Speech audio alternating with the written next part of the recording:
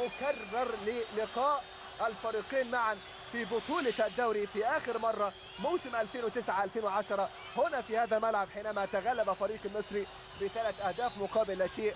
وقتها سجل فوزي والهلالي وخليفة، بينما يتواجد في هذه المباراة ب3 أهداف أيضا مقابل لا شيء. فريق المصري على غزل المحلة يتقدم، ولم يتبقى لدينا إلا سوى 3 دقائق أو 4 دقائق على نهاية المباراة والشوط الثاني.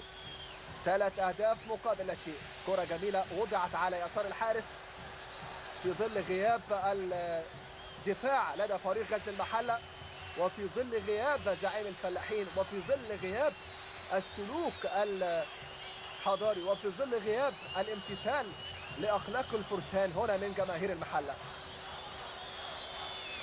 جماهير المحلة تقدم صورة غير مرضية تماما، وتعبر عن نفسها بأسوأ صورة بالتأكيد من خلال هذه اللقطات التي نتابعها لتلك القلة التي جاءت وتتواجد في مدرجات الدرجة الثانية، التي كنت أتمنى ولو بيدي ولو كنت حكما لهذه المباراة لأخرجت البطاقة الحمراء لتلك الجماهير التي تتواجد، وقمت على الفور بإخراج هذه الجماهير من تلك المنطقة من أجل الحفاظ على سلامة هذا المساعد الثاني لحكم المباراة السيد شريف عوض، وكذلك حفاظا على سلامة بقية اللاعبين في محاولة هنا خطيرة على مرمى الشناوي والكرة إلى خارج الملعب. أصبح شريف عوض وكأنه لاعب رقم 23 ليتواجد داخل ملعب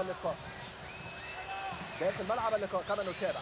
يعني ما باليد حيلة، هذا هو لسان المساعد الثاني لحكم اللقاء كما يظهر أمامنا على الصورة.